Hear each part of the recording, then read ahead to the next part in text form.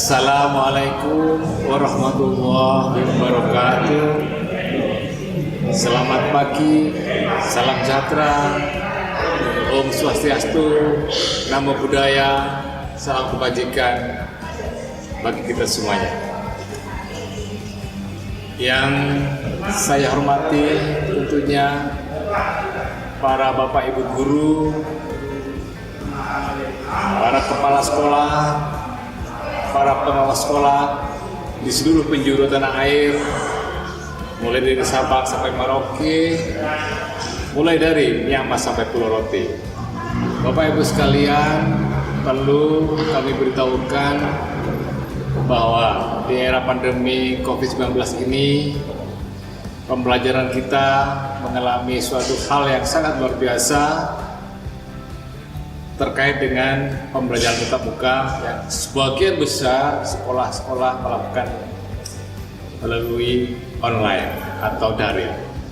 Dalam rangka menghadapi pandemi COVID-19 ini, tentunya Kemendikbudristek sudah melakukan terobosan-terobosan, diantaranya adalah dengan webinar seri yang sudah di-launching pada akhir bulan Mei tahun 2021.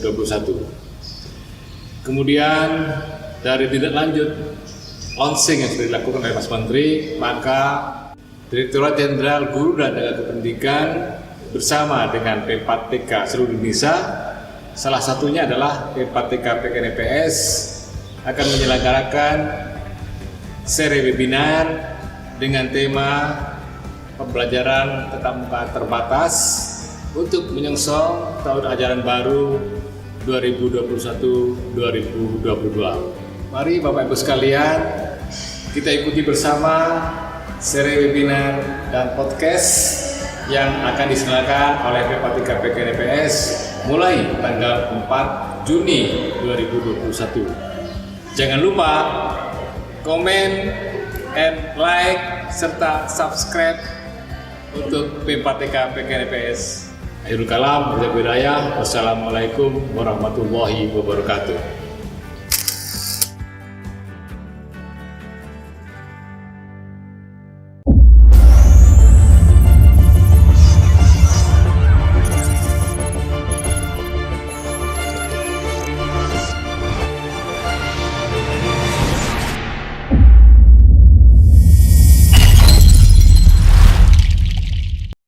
Assalamualaikum warahmatullahi wabarakatuh.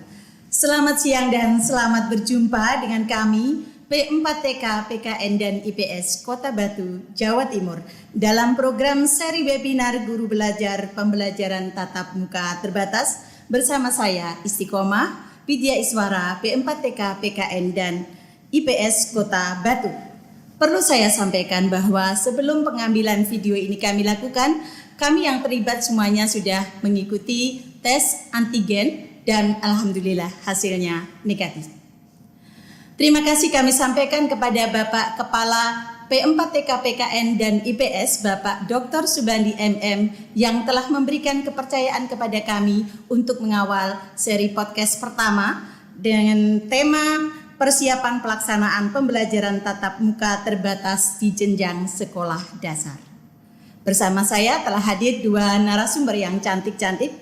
Untuk lebih akrabnya saya akan memperkenalkan beliau terlebih dahulu. Saya sapa beliau terlebih dahulu. Selamat siang Ibu Dr. Suhardini Nurhayati. Selamat siang Ibu Isti yang cantik juga. Dan selamat siang juga untuk Ibu Pipit Pujiastuti MPD MM. Selamat siang Bu Isti, inspirator saya yang luar biasa. Ya, alhamdulillah sehat semua ya. Alhamdulillah sehat. Oke. Agar perbincangan kita ini menjadi lebih akrab dan hangat, perlu saya memperkenalkan siapa beliau berdua yang luar biasa ini. Yang pertama adalah Ibu Dr. Suhardini Nurhayati. Beliau adalah Kepala SD Insan Amanah Kota Malang. Kepala sekolah yang luar biasa ini telah meraih banyak penghargaan. Pada tahun 2019 tercatat ada 3 prestasi tingkat nasional yang berhasil diraih oleh SD Insan Amanah. Antara lain yaitu terpilih menjadi pemenang juara Sekolah Sahabat Keluarga tingkat nasional. juara 1 Lomba Budaya Mutu tingkat nasional, dan Sekolah Adiwiyata Mandiri juga tingkat nasional. Nah, pada tahun 2019 beliau ini terpilih menjadi tokoh wanita perempuan inspiratif Kota Malang. Luar biasa ya, ibu yang luar biasa ini bahkan di tahun 2019 ternyata juga lolos seleksi dan sekarang sedang bertugas sebagai instruktur nasional kepala sekolah penggerak. Iya, begitu tahun ya? 2021, betul. Iya, 2021. Luar biasa. Namun narasumber yang satunya ini juga sama-sama cantik ini tidak kalah luar biasanya. Bu Pipit Pujiastuti ini menyelesaikan program strata 2-nya itu sampai 2 kali karena itu gelarnya MPDMM. Nah, pada saat ini pun beliau semangat belajarnya belum juga padam. Terbukti beliau masih mau mengejar Bu Dr. Suhardini dan sedang menempuh pendidikan di program doktoral pendidikan guru sekolah dasar Universitas Negeri Malang ya Bu Pipit ya. Semoga lekas lulus. Beliau ini adalah juara 3 guru berprestasi nasional pada tahun 2018 dan penerima juara harapan 1 anugerah konstitusi dari Mahkamah Konstitusi tahun 2019. Jadi tidak salah kalau P4TK, PKN dan IPS menghadirkan beliau berdua di hadapan Bapak Ibu semuanya. Bu Dini dan Bu Pipit, saya sapa begitu ya supaya kita lebih akrab. Seperti kita ketahui bahwa Kementerian Pendidikan dan Kebudayaan Ristekdikti dalam edaran nomor 1 tahun 2021 tentang persiapan tatap muka terbatas menyatakan bahwa pada semester ganjil 2021-2022 nanti akan dilaksanakan tatap muka. Ini juga sejalan dengan SKB 4 Menteri yang tahun 2021 tentang panduan penyelenggaraan pembelajaran atau penyesuaian kebijakan pembelajaran di masa COVID-19. Nah, kalau tahun 2020 itu mungkin sudah banyak perubahan peraturannya menyesuaikan dengan keadaan. Ini barangkali Bu Suhardini bisa bercerita banyak ini ya. Sedikit ya, banyak atau sedikit bolehlah, yang penting bisa mengawal pemahaman para guru, pendidik dan orang tua yang sedang menyimak kegiatan ini. Silakan Bu Dini. Baik, terima kasih Bu Isti. Menyikapi tentang surat edaran menteri maupun SKB 4 menteri, di SKB 4 menteri ini terjadi perubahan Bu Isti, terjadi perubahan bahwa ada beberapa perubahan yang di dalamnya berisi tentang antara lain ya Bu Isti ya, karena banyak ya, antara lain tentang pengambil kebijakan di suatu daerah untuk melakukan tatap muka. Kalau dulu kan diserahkan dengan Satgas Covid ya, tapi sekarang diserahkan kembali ke pemerintah daerah. Dan yang berikutnya ini yang bikin saya senang Bu. Nah, di dalam SKB itu juga diupayakan bahwa vaksinasi khusus untuk pendidik dan tenaga kependidikan ini harus secara masif dilakukan sebelum tahun ajaran baru Juli 2021. Itu yang mungkin luar biasa. Saya pikir pemerintah ternyata juga tidak tinggal diam memperhatikan kondisi pendidikan yang ada di Indonesia, mengingat pandemi juga masih terjadi tidak hanya di Indonesia tapi juga di seluruh dunia. Maka pemerintah juga memperhatikan keselamatan dan kesehatan semua warga satuan pendidikan. Tapi di sisi lain pemerintah juga tidak boleh mengabaikan hak-hak peserta didik untuk memperoleh pendidikan yang layak walaupun di masa pandemi. Dan ini sebuah gebrakan yang luar biasa untuk memberanikan diri ya. Pertemuan tatap muka secara terbatas yang diatur secara ketat dengan protokol kesehatan yang ketat juga dalam SKB maupun surat edaran menteri tersebut. Iya, jadi itu, ini jaminan kesehatan ini merupakan syarat mutlak ya. Ya. Mbak Pipit gimana ini Bu Pipit ya? Guru-guru di Kota Malang ini apakah sudah divaksin? Bu Pipit juga? Gimana ini? Alhamdulillah Bu Isti. Jadi guru-guru di Kota Malang tidak hanya guru, tenaga pendidik dan tenaga kependidikan semuanya divaksin. Kecuali memang ada beberapa orang pengecualian, misalkan orang yang punya komorbid tertentu yang memang tidak bisa divaksin. Kemudian ibu hamil, ibu menyusui itu yang memang tidak bisa mendapatkan vaksin. Alhamdulillah di Malang juga hampir semua Bu Dini ya sudah divaksin ya. Oke, jadi itu persiapannya terkait dengan ketentuan dari SKB 4 Menteri tadi. Nah, sebagai kepala sekolah dan sebagai guru tentu harus melakukan persiapan perencanaan awal yang berbeda dengan tahun-tahun sebelumnya ini. Bisa diceritakan Bu Dini? Iya, betul Bu Isti. Tentunya setelah keluarnya surat edaran dan SKB itu akhirnya kami semuanya di bawah kendali pemerintah kota dan juga di bawah kendali Dinas Pendidikan Kota Malang, kami para kepala sekolah ini yang harus dilakukan sudah kami lakukan dan akan kami lakukan untuk tahun ajaran depan, antara lain kami menyusun kurikulum kondisi khusus di masa pandemi yang mengarah kepada 8 standar tentunya 8 standar nasional pendidikan itu, dan kemudian mengacu juga kepada surat edaran dari SKK Balitbangpuk nomor 18 tahun 2020. Selanjutnya setelah merancang kurikulum tersebut, maka kami mulai membentuk Satgas Covid dan juga mitigasi. Itu yang harus kami lakukan. Dan di sini kami juga mengejak dan kerjasama orang tua, komite sekolah dalam Satgas Covid tersebut. Selanjutnya kami juga mengupayakan dan harus kami lakukan, kami mulai menyusun buku panduan, Ibu. Jadi buku panduan ini bagi guru, orang tua dan juga anak-anak. Buku panduan tentang persiapan pertemuan tatap muka. Jadi di sini berisi seluruh hal yang berhubungan dengan kondisi new normal, terutama protokol kesehatan dari mulai ketika di rumah sampai di sekolah, kemudian sampai pulang sekolah dan apa yang harus dilakukan ketika berada di lingkungan tersebut.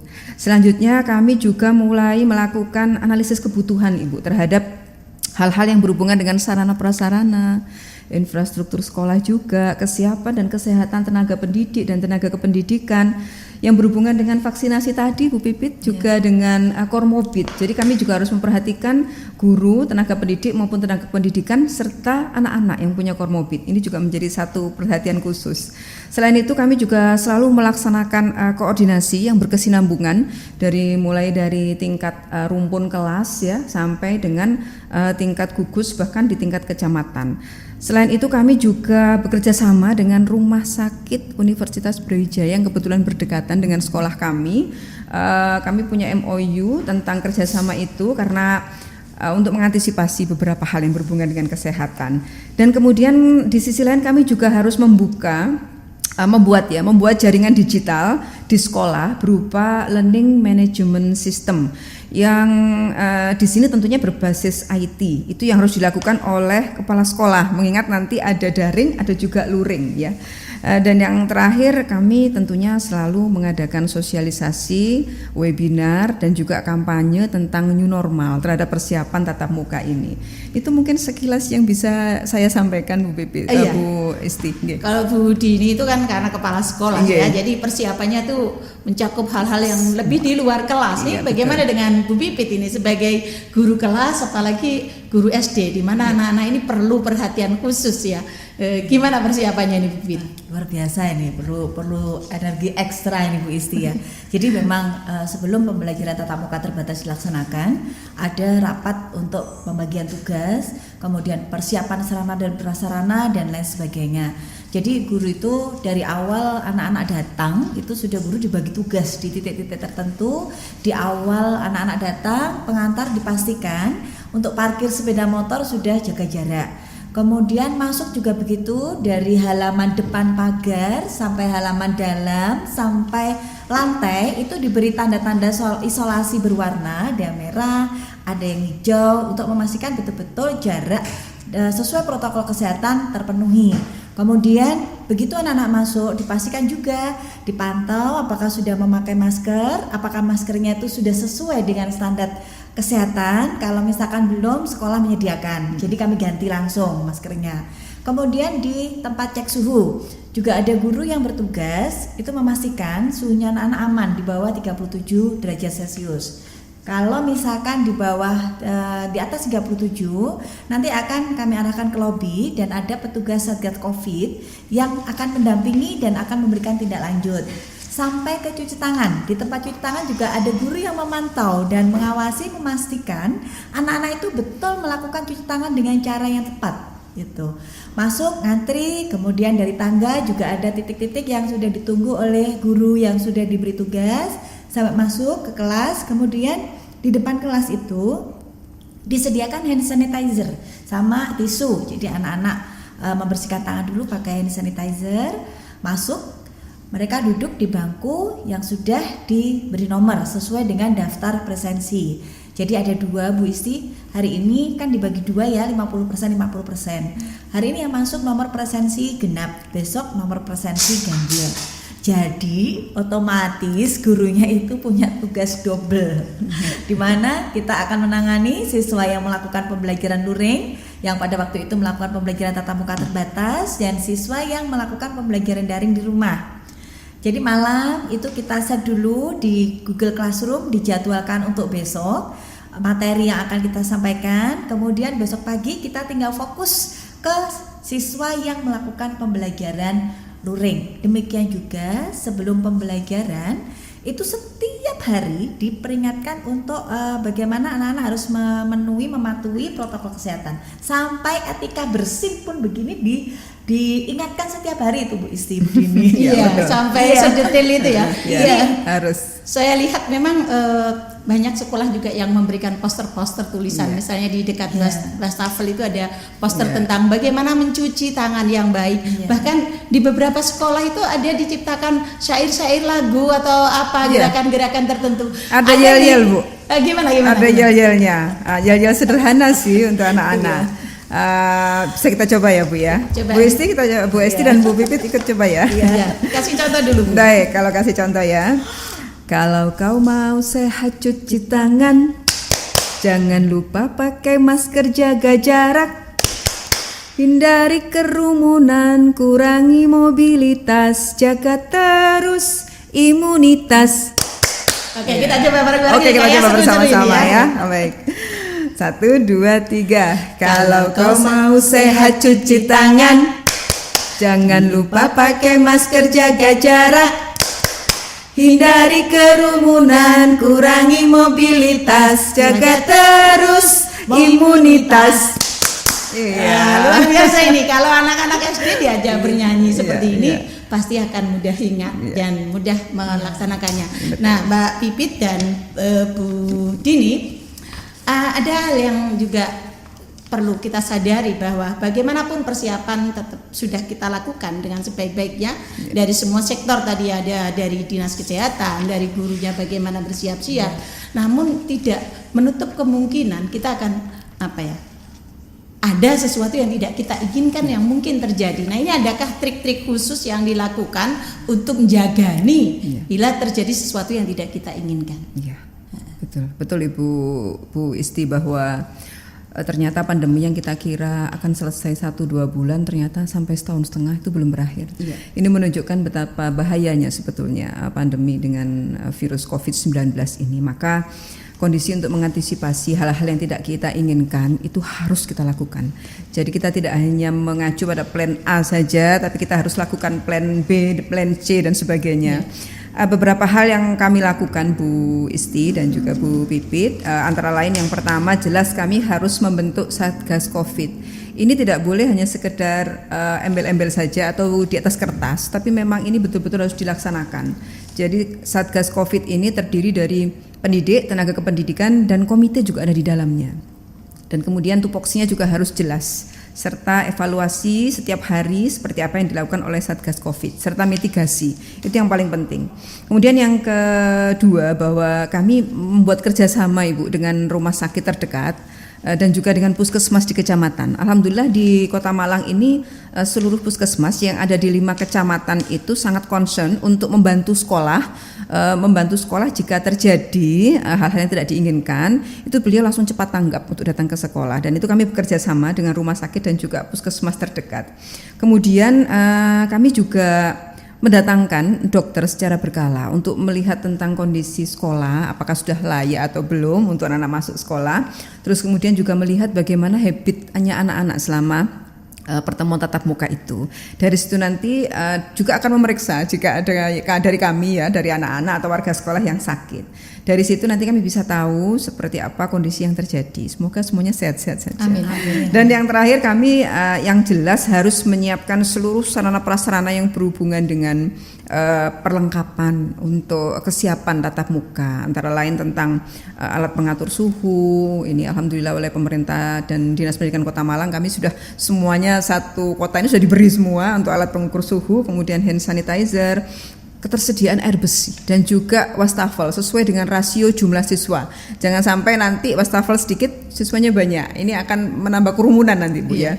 Kemudian kami juga harus memperhatikan tentang kamar mandi dan juga ruang kelas. Karena ada 3 kata kunci Bu di dalam persiapan untuk tatap muka, antara lain durasi, jarak, dan ventilasi. Itu yang harus kami perhatikan untuk mengantisipasi hal-hal yang tidak kita inginkan. Seperti itu.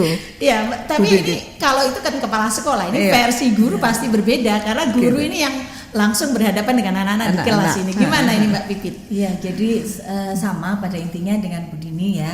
Hanya saja kita lebih spesifik ke anak-anak, mengingatkan nanti pulang jangan lupa cuci tangan, ganti baju, mandi gitu. Selain itu guru juga tenaga kependidikan itu dipantau Bu kesehatannya. Jadi kami kalau misalkan setiap ada berkala itu ada pelaporan kalau misalkan ada riwayat melakukan perjalanan dari luar kota.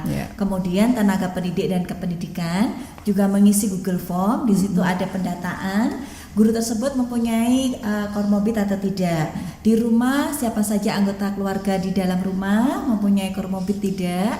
Kemudian tinggalnya kita di zona kuning ataukah oranye ataukah merah ataukah hijau.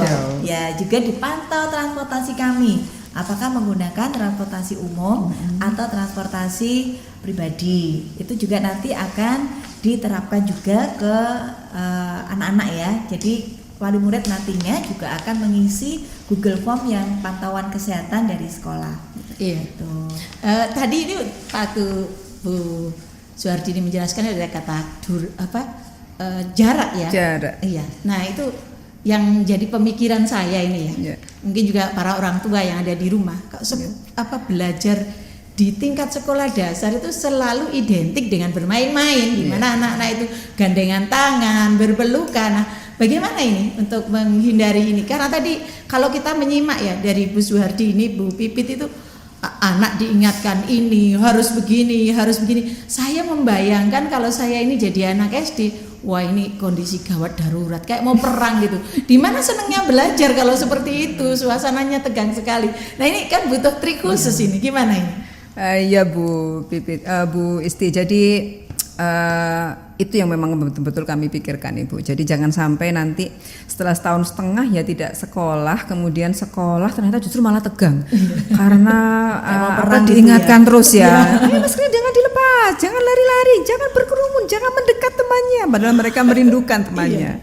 Maka oleh karena itu kami dari sekolah meluncurkan buku panduan Ibu. Jadi di awal itu buku panduan dan juga sosialisasi kepada anak-anak itu justru kami lakukan di awal tahun pelajaran baru. Agar ketika masuk internalisasi kami itu tinggal setengah nanti ketika sampai di sekolah gitu ya. Dan dari awal memang untuk masalah jaga jarak ini dengan anak-anak ini ya. Maksudnya jaga jarak untuk anak-anak dan semuanya ini sudah mulai kami ajarkan. Bahkan untuk ketemu ketika di awal kami kan sudah terlanjur pasang slogan ya waktu itu Bu Isti. Datang ke sekolah itu harus salam, salim, sapa. Itu wajib ya Bu, apalagi waktu itu salimnya cium tangan. Cium tangannya itu harus di hidung terus harus di gitu kan ya. Waktu itu tapi hal-hal yang memang sudah melekat pada anak-anak itu pelan-pelan tapi pasti harus segera kita hilangkan. Bahwa untuk salam itu di tempat kami Bu Pipi dan juga Bu Isti, begitu anak-anak datang itu ada 4 salam. Anak-anak terserah mau pilih yang mana. Ya, biasanya kalau datang anak-anak assalamualaikum ya, assalamualaikum, assalamualaikum, assalamualaikum, atau membungkukkan badan, assalamualaikum. Terserah mereka nanti mau pilih yang mana. Nah, ya dalam itu baru salam Ibu, baru salam. Kita sudah mulai mengajarkan kepada anak-anak jaga jarak dimulai. Demikian juga saat istirahat Ibu, saat istirahat sejenak saja istirahat tapi tetap di tempat duduk masing-masing. Kapan terusan kemudian anak-anak bermain? Kan mereka itu cenderung dengan hal-hal yang bermain dan bergerak, namanya juga anak-anak. Maka kami di sekolah itu juga tetap harus memperhatikan olah rasa, olah hati, dan juga olahraga. Itu yang harus kami perhatikan, Ibu. Jadi ini sudah kami uji coba. Begitu anak datang pagi, kami ajak olahraga.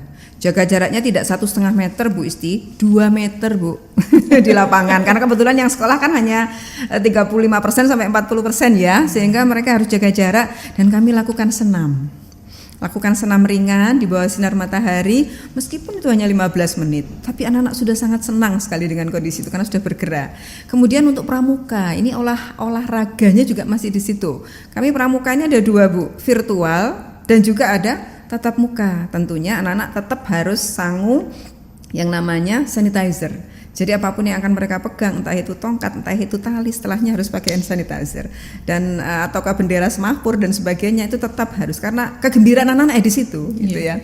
Kemudian kami juga untuk olah rasa dan olah hati, kami sering mengadakan pameran virtual. Kemudian anak-anak kami minta kalau sekolah bawa apa saja deh pokoknya mainan kesukaanmu atau alat pewarna, sehingga nanti sambil istirahat atau menunggu pulang kamu tetap di tempat dan kamu membaca buku, mau mewarna atau mau bermain tapi tetap di situ, tidak kemana-mana. Itu kan anak-anak tetap terhibur juga, tetap senang, tetap bisa bergerak tapi aman. Iya. Kalau di Bu Pipit bagaimana? Ya sama sepertinya Bu Dini ya. Untuk anak-anak saya justru terinspirasi dari Bu Dini ini tadi ya Bu Isti. Karena apa? Setiap waktu kita mengingatkan anak-anak pembelajaran di tengah, anak-anak sudah maskernya diturunkan sampai di sini. Ayo masker. Nah, saya terinspirasi Bu Dini yel-yel. Nanti ini akan digunakan untuk mengingatkan anak-anak ya Bu Dini. Betul. Jadi kalau misalkan anak-anak diingatkan dengan yel-yel gitu, dia akan merasa, oh saya nggak boleh ini, nggak boleh ini, nggak boleh itu, begitu ya. Ini terima kasih Bu Dini, ini inspirasi bagi saya juga ya Bu Isti ya. Jadi memang sampai pulang itu harus betul-betul dipantau dan dipastikan. Tentunya juga nanti harus ada kerjasama dengan wali murid. Dan ini kita juga melaksanakan pembelajaran tatap muka terbatas, itu ada pantauan dari komite. Jadi komite betul-betul memastikan bahwa pelaksanaan pembelajaran tatap muka terbatas ini sesuai dan taat akan protokol kesehatan. Ya, ini untuk pembelajarannya biar tetap asik gitu. Anak tetap bermain itu ada tambahan lagi enggak dari kelasnya Bu Pipit ini? Nah, ini masalahnya Bu Isti. Masalahnya kan ini pembelajarannya anak-anak di kelas karena tidak ada istirahat untuk mempermudah pantauan sehingga tidak mendekat ke teman yang lain. Maksimal dilakukan dengan durasi 3 jam. Jadi kita memang harus betul-betul kreatif ya. Anak-anak itu kalau disuruh duduk diem saja, saya yakin itu kalau anak jenjang SD setengah jam aja sudah bagus itu. Nah, kita pandai-pandainya memberikan pembelajaran yang inovatif, ice breaking mungkin ya. Iya, yang menyenangkan bagi mereka supaya tidak bosan. Misalkan dengan diberi video-video pembelajaran yang menyenangkan, yang kontekstual. Kemudian anak-anak itu lebih digali ceritanya. Lebih digali cerita, dengan mereka bercerita seperti bercerita ke temannya, ayo nak yang sudah dilakukan apa saja, sambil kita menggali kegiatan di rumah sesuai dengan protokol kesehatan atau tidak. Jadi seperti itu untuk pembelajarannya. Ya, barangkali sesekali anak-anak itu diberi kesempatan untuk tampil Bu Pipit ya. Misalnya mereka yang suka bernyanyi gitu ya. Karena kan selama pandemi ini mereka istilah katanya itu dikunci di dalam rumah, di dalam kamar lagi. Nah, sehingga potensi mereka, keinginan mereka untuk unjuk kemampuan, kebolehan mereka itu tertutup selama ini. Beri kesempatan mereka untuk menyanyi di depan teman-temannya, baca puisi. Tentu itu dengan protokol kesehatan yang ketat, insya Allah mereka akan seneng ya. Jadi mereka ada semangat. Oh, saya nanti mau sekolah mau nyanyi, saya mau bercerita gitu ya. Gitu. Loh, anak itu merindukan sekolah ya Bu Isti, Bu Dini ya. Jadi masuknya jam 7 itu jam 6 sudah ada yang datang saking senangnya. Bahkan nggak mau pulang. Sudah dijemput tuh nggak mau pulang Bu. Saking kangennya ini. Luar biasa. Nah namun ini kan bicara soal anak. Tadi yang bergerak ke komite, kemudian pemerintah daerah. Nah ini yang jadi pertanyaan, ini bagaimana ini tanggapan orang tua? Terus terang ini Bu Dini, Bu Pipit, saya sebagai orang tua ini juga sebentar lagi anak saya yang lulus SMP ini kan mau masuk SMA ini ya. Saya ini masih kepikiran ini bagaimana nanti. Saya yakin sebagian orang tua di Indonesia bahkan di dunia juga seperti itu. Ini gimana ini untuk mengatasi keraguan orang tua? Apakah sudah dilakukan sesuatu dan bagaimana tanggapan para orang tua itu? Iya, kalau tanggapannya Bu Isti sebagai orang tua bagaimana? Ini bertanya balik bertanya. Karena Bu Isti orang tua juga. Nah, gimana Bu? Antara ingin sekali anak saya sekolah karena terus terang ya minat bakatnya semangat belajarnya itu sekarang itu kalau dibandingkan dulu semasa tatap muka itu jauh sekali. Mungkin tinggal sekitar 40%. Kemudian bakatnya untuk bermain musik dia itu seperti terputus. Lalu dia tidak pernah olahraga, nyaris kalau istilahnya itu kalau bapak sama ibunya nggak teriak-teriak, nggak ngajak jalan sehat dengan ini nanti mampir di kafe, nggak jalan. Jadi ini gimana ini untuk ke orang tua ini triknya seperti apa ini? Rasanya kita bisa mengeneralisasi ya Bu Pipit ya, apa yang dirasakan oleh Bu Istiqomah itu rupanya dirasakan oleh semua orang tua ya yang ada di Indonesia. Bagaimana orang tua ini ada dikotomi nih, satunya itu kepingin anaknya tetap di rumah saja karena kondisi masih rawan, tapi di sisi lain orang tua sudah nggak berdaya ini. Bagaimana cara mengajarkan anak-anak karena ternyata urusan sekolah itu juga ribet, apalagi melihat keadaan anak-anak. Banyak saya temui laporan Bu dari tim BK atau bimbingan konseling di tempat kami tentang kondisi anak-anak. Jadi anak-anak ini mengalami degradasi dari sisi psikososial. Yang kondisi ini akhirnya mengakibatkan anak-anak itu sering tantrum, apalagi kita di bawah anak-anak di bawah usia 12 tahun ya di SD ya. Sering tantrum ini yang mengakibatkan kondisi psikologis anak-anak itu menjadi terganggu dan ini juga pasti akan mengganggu pemikiran orang tua juga gitu ya. Bagaimana ini kalau anaknya terus-menerus tantrum seperti ini, apalagi ini anak SD. Nah, dengan melihat kondisi-kondisi yang seperti itu, Bu Isti, saya menyampaikan kepada orang tua bahwa melakukan sosialisasi Bu, melakukan sosialisasi. Yang penting adalah bagi sekolah itu sering-seringlah berkomunikasi, melakukan sosialisasi kepada orang tua, dekatilah orang tua, beri pemahaman. Saya akan sering mengadakan webinar dengan narasumber dokter yang berasal dari orang tua siswa dan juga dari psikolog yang berasal dari orang tua siswa juga. Dengan begitu orang tua akan tahu selama ini, oh ternyata kalau anak saya sekolah akan begini dan sebagainya. Dan yang tidak kalah penting, sekolah harus menjamin. Jadi sekolah itu harus menjamin keamanan serta kondisi yang kondusif sehingga orang tua lega. Baik, anak saya boleh sekolah ketika sudah melihat sekolah yang seperti ini. Bagaimana sekolah bisa memberi jaminan? Karena bisa memberi jaminan hidup kita adalah Allah ya Tuhan ya. Tetapi paling tidak kita ikhtiar, kita usaha gitu ya, kita usaha gitu. Maka salah satunya adalah kami buat video Bu. Kami buat video tentang bagaimana persiapan sekolah, mulai dari membentuk satgas COVID sampai nanti pulang sekolah itu harus seperti apa. Itu kami buat video pendek ya, kami sebarkan ke orang tua, nanti wujudnya seperti ini. Nah, orang itu tua bisa akan disebarkan kepada masyarakat luas Bu bisa, ada di YouTube. Ada mungkin alamatnya bisa disebutkan. Ya, ada YouTube, di YouTube-nya SD Insan Amanah. Nah, itu bisa klik di situ, semuanya bisa melihat di situ. Kemudian kami juga yang seperti di awal tadi saya sebut, ada buku panduan. Buku ini tidak main-main, tidak boleh jadi bantal, tapi juga dia harus dibaca. Nah, proses membacanya itu saya sebagai kepala sekolah ini yang harus turun tangan untuk melakukan sosialisasi. Karena dalam buku itu ada panduan-panduan yang orang tua harus tahu, harus ketahui, dan sekolah juga harus ketahui. Kami juga di sekolah ini kalau Ibu Pipit dan Ibu Isti datang ke sekolah kami, wah itu mulai datang dari kira-kira 10 meter dari sekolah itu kampanye besar-besaran Ibu tentang new normal itu sudah mulai terlihat, sampai kemudian masuk dan sebagainya, area masker, sampai kemudian harus ukur suhu dan sebagainya, itu semuanya kami lakukan sehingga orang tua merasa, oh di sekolah anak saya ternyata protokolnya ketat kok.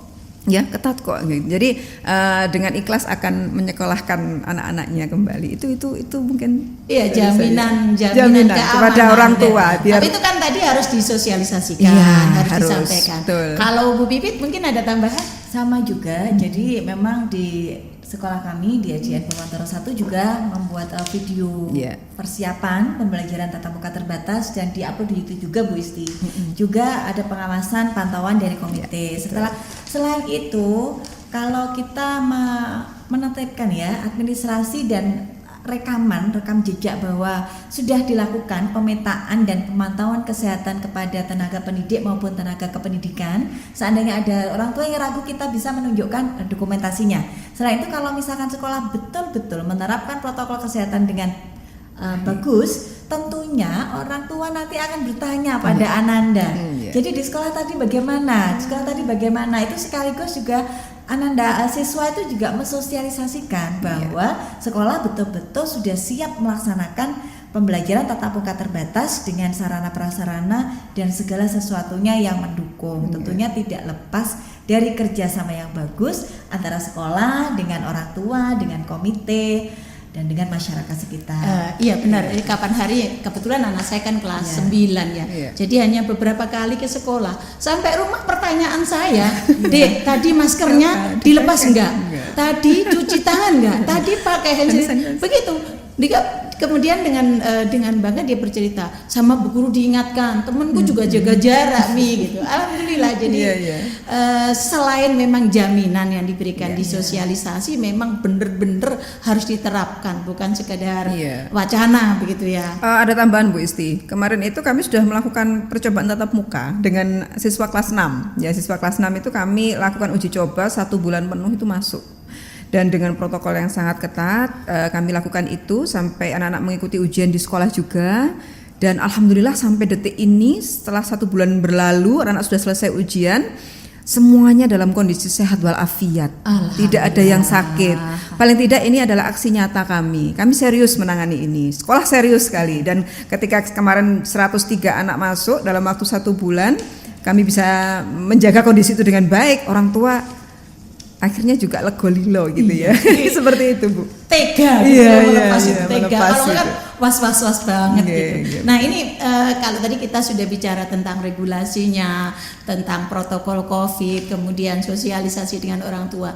Hal yang selalu kita pikirkan ketika kita berbicara tentang sekolah itu adalah tentang capaian kurikulum ini. Nah kalau situasi non normal seperti dulu, tuntutan kurikulum dari pusat maupun pengembangan dari kurikulum lokal itu, muatan lokal itu kan cukup waktunya ya, jadi bisa ditata dengan baik. Nah dalam kondisi COVID seperti ini, bagaimana tentang capaian kurikulumnya? Mungkin dari Bu Pipin dulu ini sebagai guru kelas ini ya. Kita pada waktu pembelajaran sekarang Bu Isti tidak bisa disamakan ya Bu Didi dengan tuntutannya. Jadi lebih ke bagaimana anak-anak itu tetap termotivasi untuk belajar, apalagi setelah mengalami kebosanan, kejenuhan yang luar biasa. Maka dari itu sekarang itu pembelajaran hanya diutamakan pada KD-KD, kompetensi dasar yang esensial gitu, yang sekiranya itu dibutuhkan anak-anak untuk memecahkan masalah dalam kehidupan sehari-harinya. Kemudian diperlukan anak-anak pada jenjang berikutnya, dan KD-KD yang mampu menumbuh kembangkan kemampuan anak yang untuk menghadapi nanti tantangan abad 21, terutama yang sekarang yang harus itu kemampuan 4C ya Bu Dini ya, collaboration, communication, kemudian critical thinking dan creative thinking. Itu Bu yang esensial ya. Nah, ini menarik, ini ada apa tadi namanya materi esensial ini bisa dibagi nih Bu. Iya, jadi betul apa yang disampaikan oleh Bu Pipit Bu, bahwa menghadapi situasi seperti ini jelas sesuatu yang ideal seperti dulu sebelum ada pandemi sepertinya tidak mungkin itu akan kita lakukan. Dan saya sangat gembira sekali Bu Isti dan Bu Pipit karena ternyata pemerintah tidak tinggal diam ya, khususnya kementerian ini, Kementerian Pendidikan ini, bahwa menggulirkan SK Balitbangkes nomor 18 tahun 2020. Ini yang saya senang Bu. Karena apa? Ketika kita melihat pandemi berjalan selama setahun setengah ini, sepertinya untuk mencapai ketuntasan sangat sulit ketika harus menerapkan kurikulum 2013 secara utuh, secara penuh, jumlah KD-nya mencapai ratusan. Dan ketika pemerintah kemudian mengeluarkan SK Balitbangkes nomor 18 tahun 2020 tentang kurikulum kondisi khusus, yang di situ berisi tentang KD-KD esensial, hanya yang penting saja. Ini saya senang, apalagi di situ oleh Mas Menteri ya itu diberi pilihan juga kita bahwa sekolah boleh memilih menggunakan SK Balitbangkes ini, boleh. Sekolah boleh tetap menggunakan kurikulum 2013, dipersilahkan. Atau sekolah punya kurikulum lain di luar kurikulum itu juga diperkenankan. Ini sesuatu yang bagus dan sangat merdeka sekali menurut saya. Cocok ini dengan slogan sekolah yang merdeka dan sekolah yang memerdekakan ini, karena apa? kami sebagai pihak sekolah yang di dalamnya ada warga satuan pendidikan itu, guru dan sebagainya, itu merasa bahwa memang tidak bisa disamaratakan. Karena apa? Kondisi yang terjadi, karakteristik sekolah masing-masing itu kan berbeda. Dengan adanya pilihan tersebut, ini sangat menggembirakan bagi kami semuanya. Dan kebetulan saya memilih yang kurikulum sesuai SK Kabalitbangbuk nomor 18 tahun 2020, yang di situ hanya berisi tentang KD-KD yang sangat esensial. Dan kami mulai menggunakan modul. Jadi kami menulis modul sendiri, Bu Isti dan Bu Pipit, yang kami sesuaikan dengan SK Kabalitbangbuk, karena kami yang tahu kondisi anak-anak.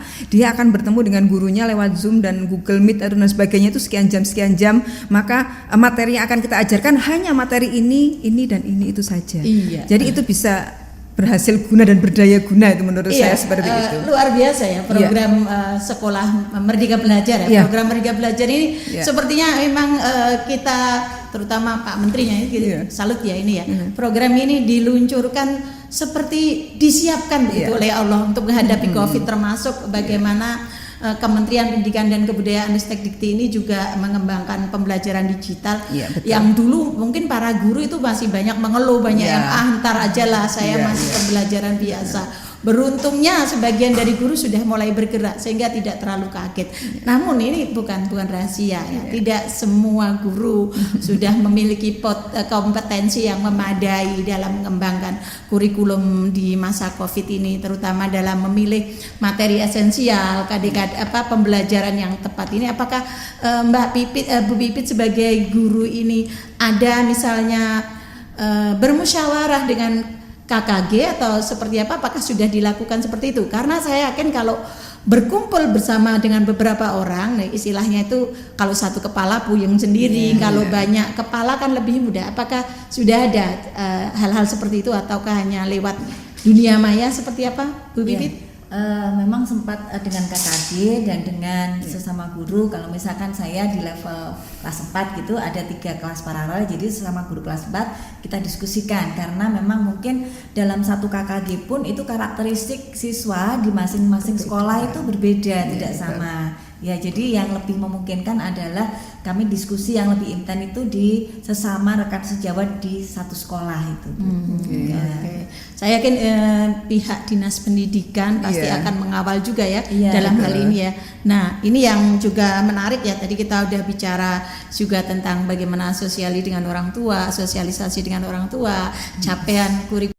Jadi Bu Dini dan Bu Pipit, kalau kita simak pembicaraan kita tadi itu persiapannya sudah disiapkan sedemikian rupa matang, insya Allah. Kemudian juga sosialisasi pada orang tua, persiapan pembelajaran di sekolah, mulai dari masuk sekolah sampai di kelas. Nah, ini yang juga perlu dipikirkan, ini adalah bagaimana ketika mereka nanti, anak-anak kita itu perjalanan pulang, terutama mereka yang naik angkutan umum atau yang jalan kaki, kemudian juga protokol kesehatannya di rumah bagaimana, pengontrolannya seperti apa, ini apakah juga sudah disiapkan langkah-langkahnya seperti apa? Oke, monggo Bu Pipit bisa menjawab dulu ya. Baik, kalau di sekolah kami itu memang dipastikan pulang, dan sebelumnya memang ada SOP yang dibagikan di grup WA. Jadi ada edaran yang kita bagikan dalam bentuk soft file.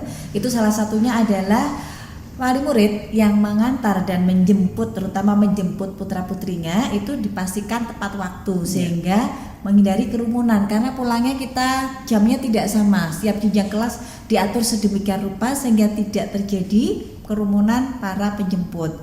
Kemudian untuk anak-anak di rumah itu pulang selalu kita pastikan nanti apa yang harus dilakukan di rumah, cuci tangan, ganti baju, mandi, dan ada controlling juga kepada orang tua. Ada lembar observasi yang diisi orang tua yang dilakukan oleh anak itu di rumah apa. Misalkan anak di rumah itu menerapkan cuci tangan, kemudian pulang sekolah mengganti baju, mandi dan lain sebagainya. Itu ada lembar observasi yang diisi oleh orang tua setiap hari, begitu Bu. Ya, saya tambahkan ya. Untuk anak-anak memang protokolnya memang sangat ketat Ibu, karena dari awal kan kita sudah berniat bahwa ikhtiar ini memang harus betul-betul kuat dari berbagai lini ya. Nah, untuk Anak-anak tadi sama sebetulnya seperti Bu Pipit, kami di awal itu sudah menggulirkan Google Form, Bu. Jadi kami harus tahu mana anak yang naik angkot, mana yang jalan kaki, mana yang dijemput dengan menggunakan mobil diantar, mana yang dengan menggunakan motor. Karena ini anak-anak, maka saya harus lebih spesifik. Setiap moda-moda yang dibuat anak-anak itu, baik naik angkot ataupun dijemput, itu akan kami kumpulkan tersendiri. Kami adakan pertemuan virtual, ya, kami adakan pertemuan virtual dengan orang tua dan juga dengan anak-anak. Nanti protokolnya kalau naik angkot harus seperti ini, karena tidak semua orang tua mungkin bisa menjemput, ya. Nanti kalau protokolnya kalau naik angkot seperti ini, nanti protokolnya kalau naik motor seperti ini, nanti protokolnya kalau dijemput dengan mobil seperti ini, dan protokol yang terakhir adalah jalan kaki. Itu nanti harus seperti ini, dan itu harus jelas disampaikan kepada anak-anak tahapan demi tahapan, karena ini anak-anak. Itu yang pertama tentang masalah pulang sekolah, itu penting sekali. Di sekolah aman, ternyata di luar itu lepas yang, kendali, lepas kendali itu yang khawatirnya. tidak kita inginkan. Kemudian berikutnya saat istirahat sama, kita memang ada jeda waktu istirahat, tapi tidak untuk ke kantin, karena kantin kami tutup, Bu. Karena kantin kami tutup, kemudian anak-anak hanya boleh minum, itu pun bawa tumbler sendiri. Terus kemudian untuk makan belum boleh kami perbolehkan, karena durasi di sekolah hanya 2-3 jam saja, ya Bu Pipit. Kami takutkan mereka lepas masker dan kemudian mereka ketika berbicara ini itu akan terjadi penularan virus, ya. Nah, hanya boleh minum saja, kemudian pakai masker lagi. Sembari istirahat sejenak, anak-anak boleh bermain seperti yang tadi saya sampaikan. Dia boleh membawa mainan atau boleh membawa krayon atau apapun itu untuk menghibur dirinya ketika istirahat. Seperti Bu Pipit tadi juga, gurunya akan style film-film dokumenter yang bagus mungkin, ya, yang mendidik juga. Dan kemudian saat pulang tidak diperkenankan anak-anak itu begitu bel pulang biasanya kan langsung brul gitu, ya. Itu tidak boleh. Jadi tetap di kelas dan menunggu panggilan dari satpam. Misalnya Suhardini Nurhayati sudah dijemput, maka harus langsung. Maka kami akan lakukan evaluasi setiap hari, siapa orang tua yang terlambat menjemput, siapa yang sampai lama mungkin belum dijemput. Ini akan kami lakukan setiap hari agar orang tua juga tepat menjemputnya. Dan bagi anak yang pulang sendiri, ini kami kawal, Ibu. Jadi kami kawal sampai dia kemudian, kalau jalan kaki kan dekat rumah, ini memang betul-betul kami pantau. Kemudian yang naik angkot alhamdulillah tidak begitu banyak, tetapi ada satpam satu orang yang mengawal sampai mau naik angkotnya itu. Seperti itu untuk masalah pengawalan anak-anak, Bu Isti. Iya, alhamdulillah, ya. Jadi sudah lengkap ini rasanya, ya. Jadi persiapan sejak awal sebelum masuk sampai anak-anak pulang sekolah. Namun ada hal yang juga rasanya juga tidak boleh ketinggalan ini, ya. Sebelum kita mengakhiri perbincangan kita, barangkali kita sebagai kepala sekolah, Bu Dini akan memberikan pesan khusus untuk para guru, tenaga pendidik yang menjadi pelaksana pembelajaran tatap muka terbatas. Dan nanti Bu Pipit mungkin sebagai guru, ya, akan memberikan pesan-pesan yang penting buat para orang tua dan anak-anak kita supaya pelaksanaan pembelajaran tatap muka terbatas ini bisa berhasil, baik dari segi pembelajaran dan anak-anak tetap terselamatkan gitu. Silakan Bu Dini. Baik, Bu, ini saya kebagian menyampaikan pesan ini kepada kepala sekolah dan guru, ya. Baik, karena kepala sekolah itu sejatinya kan juga guru, ya, Bu, ya. Maka saya menyampaikan pesan pada semua guru bahwa kita memang harus adaptif terhadap perubahan dan perkembangan zaman, gitu, ya. Maka kunci keberhasilan dari PTM terbatas ini ada di bawah kendali guru dan juga kepala sekolah tentunya. Oleh karena itu, mari kita kawal PTM terbatas ini dengan baik agar senantiasa iman dan imun kita tetap aman. Dan mari juga kita saling bergandeng tangan, ya, untuk saling memotivasi, saling menginspirasi lewat berbagai kreasi dan inovasi di masa pandemi ini. Semoga semuanya tetap aman, ya, dari COVID, ya. Amin. Bu Pipit, silakan. Ya, ini saya ganti kebagian untuk siswa, ya, dan orang tua. Baik, untuk siswa Ananda semuanya tercinta di seluruh penjuru Nusantara, kalian adalah generasi penerus bangsa. Di pundak kalian masa depan bangsa akan terukir. Maka dari itu, marilah kita sama-sama menjaga, mematuhi protokol kesehatan demi melindungi keluarga kita tercinta. Ingat sayang, di rumah ada ayah, ibu, adik, kakak, bahkan nenek ataupun kakek yang harus kita lindungi bersama-sama. Mari patuhi protokol kesehatan dimanapun dan kapanpun kalian berada. Untuk ayah bunda di seluruh penjuru Nusantara juga, marilah kita bersama-sama bergandeng tangan mensukseskan pembelajaran tatap muka terbatas ini demi memenuhi hak belajar generasi bangsa. Tanpa dukungan dari ayah bunda, semua upaya yang dilakukan oleh pemerintah, oleh sekolah akan sia-sia. Jadi mari kita bergandeng tangan demi mensukseskan pembelajaran tatap muka terbatas dan semoga kita semuanya terlindung dari pandemi COVID-19 dan akan segera berakhir. Amin. Ya Rabbal Alamin. Terima kasih Ibu Suhardini Nurhayati, Ibu Pipit Pujiastuti atas Terima kasih juga kebersamaannya ya untuk Bu dalam Istiqomah. perbincangan yang luar biasa menginspirasi ini. Bapak, Ibu guru, tenaga pendidik, para orang tua dan adik-adik siswa sekolah dasar, demikian tadi perbincangan kita tentang persiapan pembelajaran tatap muka terbatas yang insya Allah akan kita laksanakan pada semester ganjil tahun 2021. Semoga menginspirasi dan bermanfaat. Sebab hidup bukan sekadar hidup, tetapi hidup harus bermakna dan bermanfaat. Karena itu bukan hanya menyelamatkan diri dari COVID-19, tetapi bagaimana menjadikan kita pribadi yang berkualitas. Kuncinya ada di ilmu pengetahuan, keterampilan, dan karakter. Dan sekolah adalah salah satu tempat untuk mewujudkan semua itu. Terima kasih atas kebersamaannya. Sampai jumpa bersama P4TK, PKN, dan IPS Kota Batu, Jawa Timur. Terima kasih. Wallahul muwaffiq ila aqwamit thoriq. Wassalamualaikum warahmatullahi wabarakatuh. Waalaikumsalam warahmatullahi wabarakatuh.